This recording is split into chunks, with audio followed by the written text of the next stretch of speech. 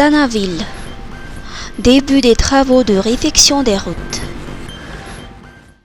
Le ministère des Travaux publics a annoncé le lancement de travaux routiers dans la région Analamang, spécifiquement dans la commune urbaine d'Antananarivo. Cette initiative vise à améliorer le réseau routier de la capitale. Au total, 20 axes sont prévus pour être réhabilités ou aménagés. Les travaux sont planifiés pour une durée maximale de 60 jours, impliquant des ressources significatives et des équipements modernes. Le premier tronçon concerne l'axe Rassalam, Bel Air, Ankatsavir PFV, du 30 septembre au 6 octobre. La circulation est coupée de 9h à midi. Du 1er au 6 octobre, l'axe route circulaire et la bifurcation vers Ampaibé est interdit à la circulation à partir de 20h. Il est à noter qu'aucun véhicule ne pourra se garer au bord de la chaussée durant la période des travaux. Les usagers sont donc invités à prendre leurs précautions et à planifier leur trajet en conséquence. La bifurcation de Bessarit vers Ampaibé a été désignée comme une route alternative recommandée pour circuler. Approvisionnement en eau et en électricité. Andi Razweln propose des solutions. Le président Andi Razweln a proposé des solutions à court et à long terme pour faire face aux problèmes d'approvisionnement en eau potable.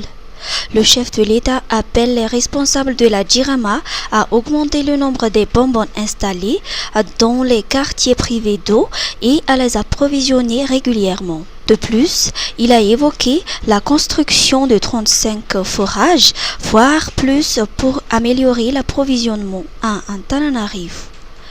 Pour le long terme, le président a annoncé la construction d'autres unités de traitement d'eau conteneurisées, la construction et le remplacement des pipelines, ainsi que l'ajout des pompes et des générateurs pour sécuriser la distribution.